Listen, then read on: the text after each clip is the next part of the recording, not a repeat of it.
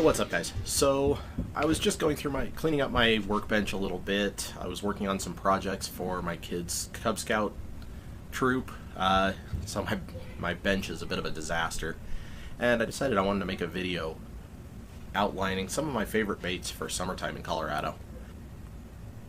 It's a great topwater state. So, what I'm going to do is I'm going to go over 5 or 6 of my favorite baits and show you how I rig them. Alright guys, so with that being said, being such a topwater oriented state, my first choice, if I'm going to be throwing a bait in Colorado anytime between May and October, what am I going to throw? This. I'm going to throw a buzzbait. This is a 3/8 ounce Strike King Bleeding Elite buzzbait. I also like the Cavitrons.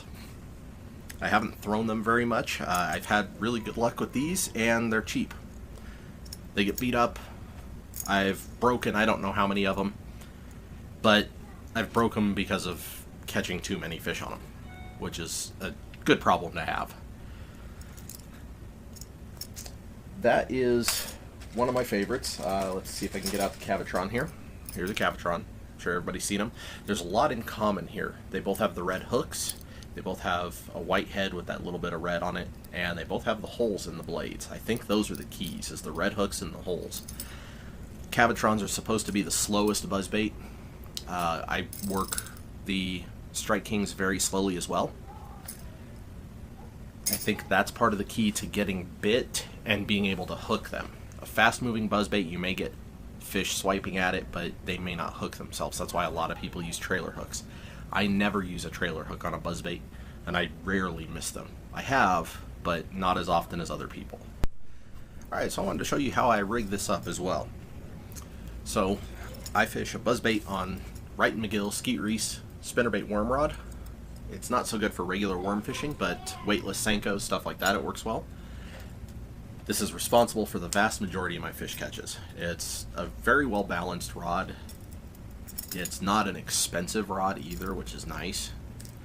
I use it for just about everything. Buzzbaits, spinnerbaits, chatterbaits, swim jigs, weightless plastics. I'll throw shallow and medium diving crankbaits on it, jerkbaits, poppers, prop baits, you name it. I'll throw it on here. The only thing I won't use it for is jigs and anything like that that requires more backbone. Now this is a 7-foot rod. It's medium power, medium fast action. I've got it paired with a 6/4-to-1 Abu Garcia Aura SX. It's spooled with 30-pound Power Pro braid, and I do use a leader on it. The water here is, for the majority of the year, very clear. We're talking 8 to 10 foot of visibility, not inches. So I found out experimenting last year, straight braid and using a monofilament leader doesn't work, so I use a fluorocarbon leader, and it makes a difference for me. I caught very few fish last year experimenting with straight braid and mono. Went back to using a fluoro leader. Just about 2 feet is all you need, and I started getting bites again, so it does work. The number 2 bait that I throw in Colorado for the summer is a drop shot. Okay, everybody knows what a drop shot rig looks like. Let me show you what the baits I use look like. This is my number 1. Didn't want to show this, but that's okay. It is a color called Perch Fry from Power Team Lures for their hammer shad. This is the 3.6 inch. They have a bigger one. I haven't used it for a drop shot. This works great. My lakes are loaded with perch, and I imagine that that's what the bass feed on quite a bit, because there's not a lot of shad or anything else. If they're not feeding on perch, they are feeding on trout. So I have a bunch of trout color hammer shads also. You can see just holding it how much it twitches. Now, if I'm not throwing that on a drop shot, and I'm throwing some sort of worm, it's going to be, again, another Power Team Lures It's called the Finicky Tickler. It's a 5-inch worm, finesse worm, straight tail. This is their oxblood color. It's a purple on the bottom, kind of a reddish orange on top. And if that color doesn't work, I go for something more like this. It's their color called Kitchen Sink. It's like a green pumpkin with green and purple flake in it. Again, it's just a 5-inch straight tail worm. That seems to be, it's either a bright red color or a very natural green color. I don't get much in between. This, for the record, is what I dub my Panic Box XL. So Power Team Lures sells assembled kits, and I had actually won one on one of their Facebook giveaways. So I got a bunch of baits from them, I got one of their panic boxes, and then I found a few colors of things that I like that wasn't included, or baits that weren't included, and I switched from the 3600 size box that it comes with to this 3700 and added a few extra things to it, and this is now my bigger panic box. Okay, so to show you what I'm throwing it on, it is this. This is my newest setup. You'll see I have one of the perch ones already rigged up. I've got it on about an 18-inch leader, looks like. This is a 3/16 or right around there, 5/16 maybe, ounce drop shot cylinder weight. Works great coming through grass and whatnot. I use a 1/0 Eagle Claw, Trocar, or Gamakatsu wide gap hook, and just nose hook it. The rod itself is one of the new, from St. Croix, the new IPC blank Mojo Bass rods. This is actually their drop shot rod. It's a 6'10", medium light power, extra fast action, and it's disturbingly light and has a great tip to it. I paired it up with a Pflueger Supreme. This is a magnesium reel, so again, it's really light, and it's got a higher ratio, so it takes up a lot of line, which is great for drop shotting. I've got it spooled with yellow Power Pro 15-pound, and I use probably 8 to 10 feet of 6-pound Suffix fluorocarbon. It works well for me. I haven't had any problems, I haven't had any breakage, and it is incredibly sensitive. Okay, so the third bait that we use in Colorado is probably something that everybody uses, and you should recognize what these are. That's right, they're wacky hooks. We've got a 1/0 Trocar weedless wacky, and this is a 1/16 ounce. They call it a flick shake in some places. I call it a wacky jig. This one was made by a company called Amistad Tackle, and I haven't seen them in business anymore. So you can guess what I'm talking about. That's right, a stick bait. All right, my favorite of all is Power Team Lures 6-stick, 5-inch, green pumpkin, or green pumpkin with some sort of gold or purple flake in it. Here's the gold and purple flake. I do occasionally dip them in JJ's Magic. I do also have some watermelon red flake, but most of the time I'm using the green pumpkin. Alright, how I rig it. I don't always rig it wacky. You'll see I do have it set up wacky on here, but I will throw it Texas rigged with a 1/8 ounce weight or with no weight. I will throw those on a bait caster. I'll throw wacky on a bait caster also. It just so happens that I had different baits tied onto my lighter action casting rods, so I set it up on a spinning rod. This was actually my first high-end rod and reel setup. It is a St. Croix Triumph 6.6 medium power fast action and a Pflueger President 30 size reel. I have it spooled up with the same 15-pound Power Pro, the same 6-pound fluorocarbon. I will use this for drop shotting too. This was my drop shot rod until I got the Mojo Bass, but it's a good overall spinning outfit. And most of the time I will throw these flick shake style. I don't throw them weightless very often. With the 6 sticks, because of that round core, having the extra weight, let's see if you can see that. See, it's got a square core with the round rings on it. Because of that, I like to have the weight. It gives it more action. So for number 4, I'm going to split this one up into 4A and 4B because they're kind of interchangeable. I'll throw both of them just as much, and you fish them the same way in the same places. It's just a little different look. So 4A is going to be a chatterbait. Yes, this is my go-to bait most of the year. This is one of my favorite colors, just your standard white. This is a 1/2 ounce. I prefer a 3/8. I just didn't dig any out. This was just the first one I grabbed. I will use it with a couple of different trailers, but I seem to always be going back to the Z-Man, the split tail that it comes with. Spring, summer, fall, I'll usually go with that white color. Occasionally early spring, or if it gets really hot and the fish are feeding on bottom, I will go with a green pumpkin. This is, I believe, called a green pumpkin purple, because it's that green pumpkin color. It's got purple flakes, and again, I just used the regular split tail trailer on it.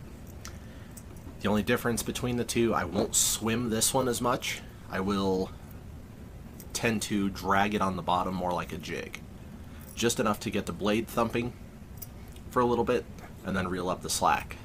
Fish it more like a jig for more of a crawdad look. I'll occasionally swim it if I know there's perch shallow, but that's about it.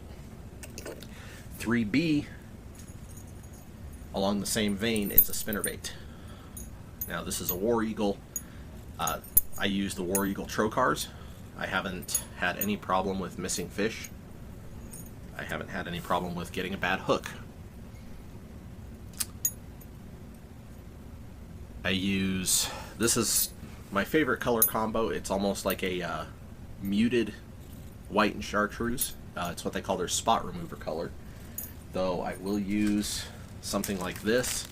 This is a Terminator jig spinnerbait. Terminator 3/8 ounce all white spinnerbait.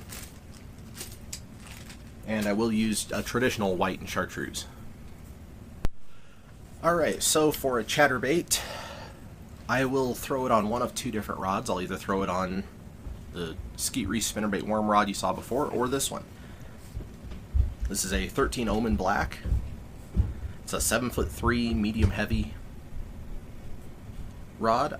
It's very lightweight, much easier to cast. This one I have with a brand new Aura SX high speed on it. This is a 7-1-1 reel.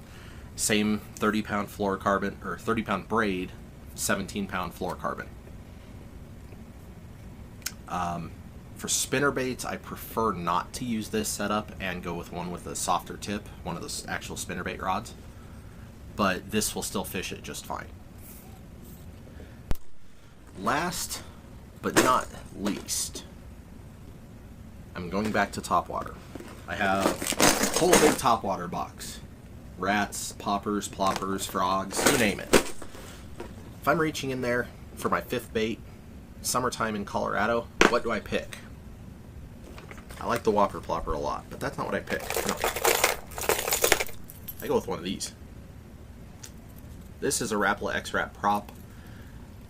There's also the Smithwick Devil's Horse, which I have a couple of. There's other prop baits out there, but I go for a prop bait.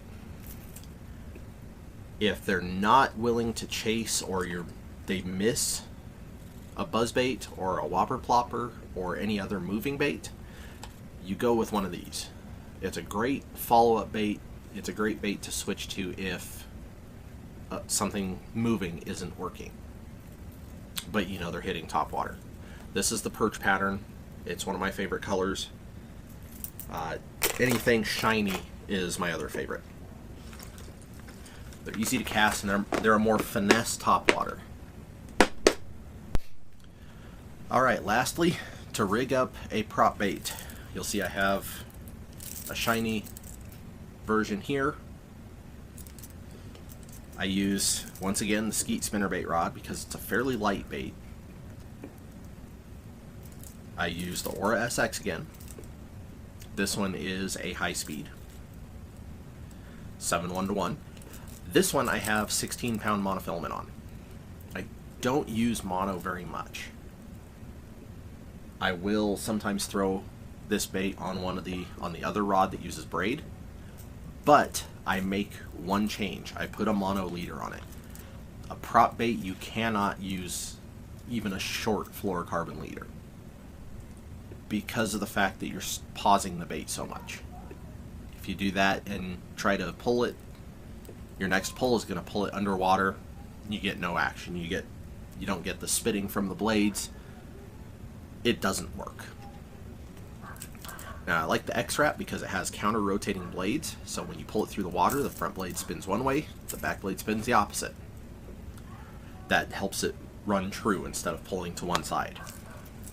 Alright, so now you've seen some of my secrets, some of how I fish clear water lakes like we have in Colorado all summer long. Let me know what you think. Let me know if there's something you think I should try, because I'm trying to improve my own skills all the time, and the only way to do that is get out of my comfort zone and not use these baits. So if there's something that you think I should try in very clear water, summertime, let me know. Leave it in the comments. As always, give me a like, give me a subscribe, leave a comment. I'll get back to you. That's not a problem. And go out and catch some fish. See ya!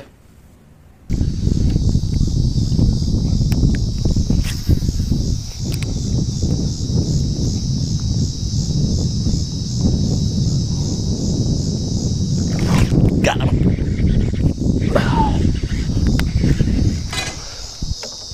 Yeah, don't go under the boat.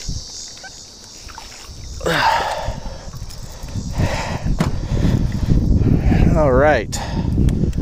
Whew. About time. Ooh. Just barely got you there, buddy.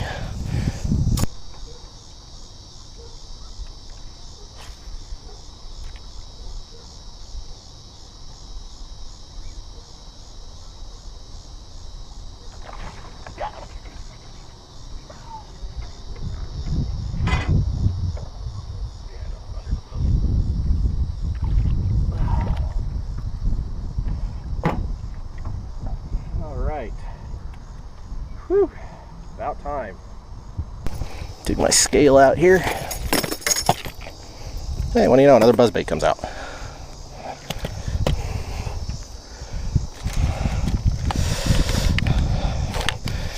Okay guys, so this is my Rapala tournament scale. I'm going to power up here. Zeroes out. Alright, now cool part here is I don't have to worry about it unzeroing. I'm just kind of curious. 1.32.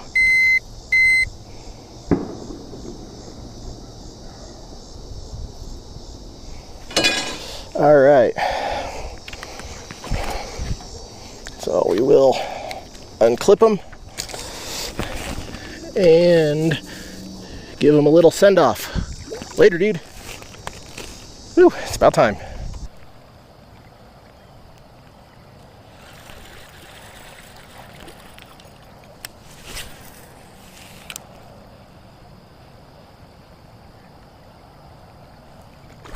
There we go. Needed that one. Ooh, it's a good, might be a good one.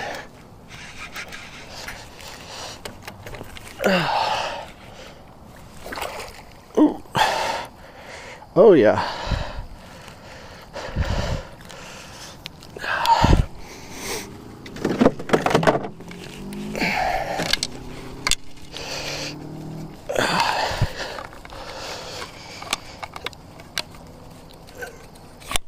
Oh,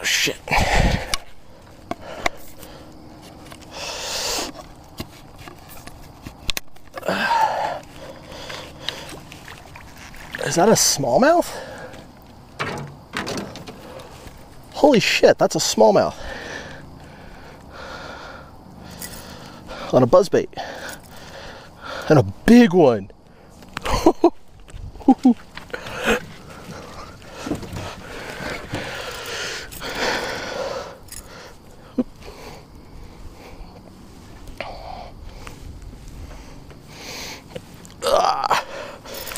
Oh.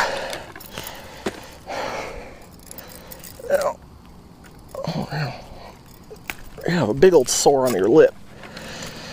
I know I got you bleeding, but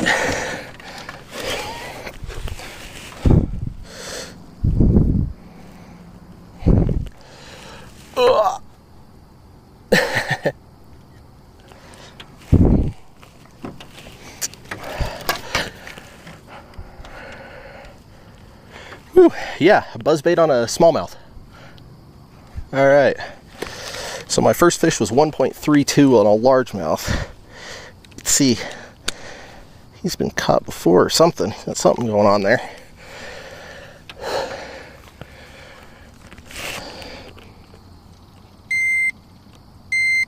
.33 pound smallmouth. And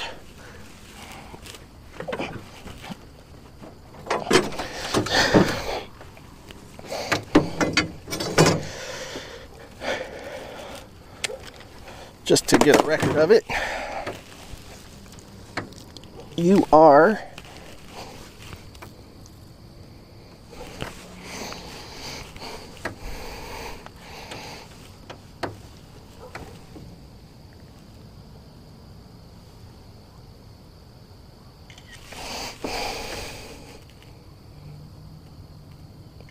just over 18 inches.